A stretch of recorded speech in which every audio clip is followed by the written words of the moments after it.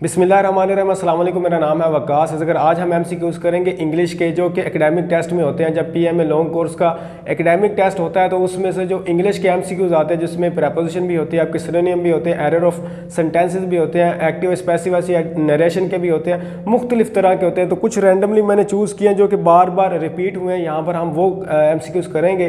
तकरीबन 2 पार्ट मैं और बनाऊँगा इंग्लिश पर ही, तो आपके इंग्लिश के जो एमसीक्यूज़ होंगे एकेडमिक में आएंगे वो सोल्व हो जाएंगे। जो भी जैसे कि 151 पीएमए लॉन्ग कोर्स का अब आपका एकेडमिक होगा तो उसमें भी जाहिर है जो है ना एकेडमिक में से आते हैं। तो एक बात मैं बताता चलूँ, पहली और आखिरी जो गुर है पीएमए लॉन्ग कोर्स की प्रिपरेशन करने का, ख़ास तौर पे एकेडमिक का, तो उसमें सबसे पहला और आखिरी गुर यही है कि आपको पता होना चाहिए क्या नहीं पढ़ना। बस जो बच जाए उसको पढ़ लेना, क्या नहीं पढ़ना। तो इतना ज़्यादा मटेरियल आता है, बंदे को समझ नहीं लगती याद क्या करें। हज़ारों एमसीक्यूज़ होते हैं और वो एमसीक्यूज़ जो कभी जिस एमसीक्यूज़ ने कभी पीएमए का मुंह नहीं देखा हुआ वो भी लोग याद कर रहे होते हैं और अपना टाइम वेस्ट कर रहे होते हैं। और उसके बाद जी उन्हें पता चलता है जी जो वहाँ पर सवाल आए हैं वो तो हमने पढ़े ही नहीं, हमने तो वो पढ़े हैं जो आने ही नहीं थे। तो जो आने हैं वो यहाँ पर जो मैंने सवाल पिक किए हैं ये वही हैं जो कि रिपीटेडली आ चुके हैं। प्रीवियस जो है ना 5 साल 144 से आई थिंक मेरे पास 144 से लेकर 150 तक जितने भी एमसीक्यूज़ मेरे पास पढ़े हैं उनको मैंने सारों को चेक किया। जो रिपीटेडली मेरे पास सिनोनिम आ रहे थे, कोई प्रेपोजिशन आ रहे थे, वो मैंने यहाँ से पिक किए।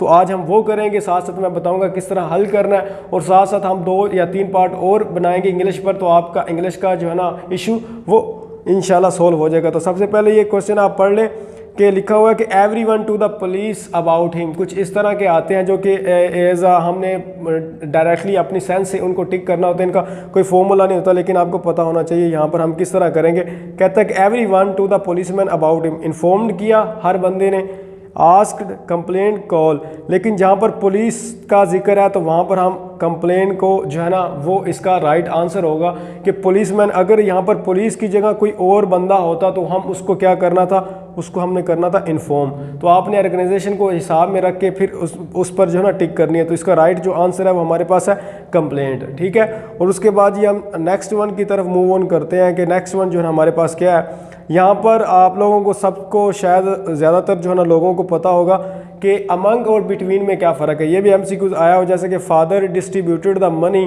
फराज एंड साहिल। तो यहाँ पर बिटवीन वहाँ पर इस्तेमाल होता है जहाँ पर जो है ना 2 चीज़ों का जिक्र हो। यहाँ पर हमारे पास कितनी है चीज़ें, 2, फराज और साहिल।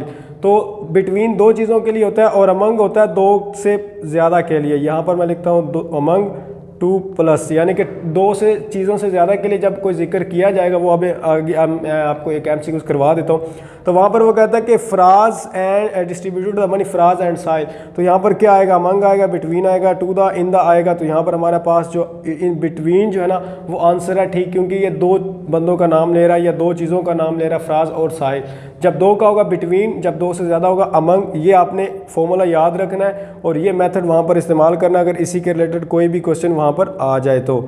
अब हम आगे की तरफ चलते हैं। जो है ना नेक्स्ट वन क्वेश्चन हमारे पास वही क्वेश्चन मैंने आपको दोबारा करवा रहा हूँ कि वहाँ पर यहाँ पर क्वेश्चन है जी ही डिस्ट्रीब्यूटेड पेंसिल्स क्लास। अब क्लास जो में उन्होंने ये नहीं बताया कि एक बंदे के अंदर उन्होंने पूरी क्लास यानी कि जितने भी लोग थे ना वो उन्होंने उसमें डिस्ट्रीब्यूट कर दिया। तो यहाँ पर क्या आएगा, अमंग। बिटवीन अगर 2 बंदे क्लास में से वो चूज़ करके नाम लेता तो फिर हमारे पास आना था बिटवीन, लेकिन अगर उसने किया है कि पूरी क्लास में तो फिर हमारे पास आएगा अमंग। ठीक है, और ये आपका क्लियर हो गया। और उसके बाद हम आगे की तरफ जो है ना वो मूव ऑन करते हैं।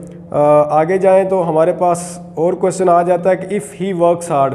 इन क्वेश्चंस को कहते हैं कंडीशनल। ये 4 से 5 कंडीशंस होती हैं, ये आपने याद करनी। यानी आई थिंक मैंने यहाँ पर 2 डिस्कस की हैं, बाकी जो और वीडियोस होंगी उसमें भी 2-3 कर लेंगे। इनका फॉर्मूला ये होता है कि अगर किसी सेंटेंस में इफ़ आ जाए, ठीक है, इफ़ के बाद फर्स्ट फॉर्म लगी हो, first form of the verb लगी हो, और उसके बाद ही हमारे पास अगर आगे वाला जो सेंटेंस होगा उसमें हम विल या शैल लगा देंगे। ये आपने याद रखना, उसमें हम क्या लगा देंगे, विल या शैल, और उसके बाद भी फर्स्ट फॉर्म। तो हमारे पास जो अगर आप देखें यहाँ पर इफ़ ही वर्क्स हार्ड, तो वर्क्स जो है ना वो फर्स्ट फॉर्म है, वर्कड नहीं का, दूसरी फॉर्म नहीं का, या हैड या हैव नहीं लगाया हुआ, फर्स्ट फॉर्म है। तो ही सक्सीड। ठीक है, अब इसमें कौन सा आएगा एम्प्टी स्पेस में, तो मैंने आपको कहा जहाँ पर इफ़ हो उसके बाद first form of the verb लगी हो, उसके बाद ये हमारा क्या होता है, विल या शैल। आगे वाले सेंटेंस में हमने ही के बाद विल या शैल आएगा। ही के साथ क्या आता है, ये के साथ आता है विल, तो will is the right answer. ये कंडीशनल होते हैं, कंडीशन से मुराद जिस पे के साथ इफ़ लगा हो, आई एफ इफ़, जिसके साथ इफ़ लगा होगा वो क्या होगा, कंडीशनल सेंटेंसेस। ये 4 से 5 तरह के होते हैं। तो अगर फर्स्ट फॉर्म हो पहले सेंटेंस में, तो सेकंड जो है ना उसका दूसरा जो पार्ट होता है उसमें हमने विल और शैल का इजाफा करना होता है। आगे चले, ये जिनको आती है चीज़ वो ज़्यादा इसको बेटर से अंडरस्टैंड कर लेंगे, लेकिन मैं कोशिश कर रहा हूँ कि आप लोगों को जो है ना वो ईजिली समझ आ जाए। ये भी कंडीशन है, इसमें आप देखें कि यहाँ पर हमारे पास जो है ना मौजूद क्या है जी, इफ़ हैड वर्कड हार्ड। अब इस तरह के सेंटेंस आ जाएंगे, अगर इफ़ के बाद इफ़ है, उसके बाद जी हैड है, हैड के बाद अगर थर्ड फॉर्म है, हैड के बाद क्या हमारे पास थर्ड फॉर्म, अगर ये है तो उसके बाद ही हमारे पास क्या आ जाएगा, जो सेकंड वाला ये वाला थर्ड वाला पार्ट होगा उसमें वुड आएगा हमारे पास, ठीक है, वुड हैव। तो सेकंड पार्ट में हमारे पास क्या आएगा, वुड हैव। तो हमारे पास ये देख लें, इधर सीधा सीधा क्या लिखा, if he had worked hard, अगर हैड आ गया इफ़ के बाद तो हमारा जो आगे वाला पार्ट होगा उसमें आएगा जी would have passed the exam. तो ये आपने जो है ना वो याद रखने हैं। 2 कंडीशन मैंने करवाई हैं, 2 और करवाऊंगा, बल्कि 3 और करवाऊंगा, तो उसके बाद ये हमारी कंडीशन वाले भी आगे हो जाएंगे। उसके बाद मैं आगे चलता हूँ कुछ और सेंटेंसेस की। ये वो वर्ब्स हैं, ये आप देख लें। पहले मैं आपको जो है ना बता देता हूँ कि ये वाले जो हैं वो वर्ब्स हैं जिनके साथ प्रेपोजिशन नहीं आती, और हम हमेशा प्रेपोजिशन लगा के अपना एमसीक्यू गलत कर लेते हैं। जहाँ पर भी ये वर्ब लिखा हो तो आपने प्रेपोजिशन नहीं लगानी। वो कौन से हैं, काल। अब ये जो काल है इसके साथ कभी भी कोई प्रेपोजिशन नहीं आती, जैसे कि I will call you tomorrow, I will call to you tomorrow नहीं आएगा, अबाउट टू यू टू कुछ भी नहीं आएगा, काल के बाद कोई प्रेपोजिशन नहीं आएगी, इसको ध्यान में रखना है। उसके बाद हम नेक्स्ट की तरफ चले जाते हैं प्रेपोजिशन के। ये प्रेपोजिशन के बहुत ज़्यादा आते हैं। मैरी का हमेशा याद रखना, मैरी के साथ कभी भी कोई भी प्रेपोजिशन नहीं आती। यहाँ पर जैसे कि सजावल मैरिड नूर, अब मैरी टू लगा देते हैं, मैरिड टू लगा देते हैं, तो यहाँ पर कोई टू वगैरह नहीं आना, ठीक है। मैरी के साथ कोई भी प्रेपोजिशन नहीं आती, ये आपने रूल याद रखना है। उसके बाद हम आगे की तरफ चलते हैं। तीसरा है डाइवोर्स। मैरी के बाद चले डाइवोर्स की भी मैंने कहा बात कर लेते हैं। तो डाइवोर्स के साथ भी कोई भी किसी किस्म की जो हमारे पास है प्रेपोजिशन नहीं आई, जैसे divorced by her husband, to her husband या टू हस्बैंड, ये कुछ भी जो है ना बाय वगैरह हमारे पास कुछ नहीं आएगा, टू वगैरह कोई प्रेपोजिशन हम डाइवोर्स के बाद नहीं लगाते, ये आपने याद रखना है। ये एमसीक्यू आए हुए हैं जो मैं आपको बता रहा हूँ।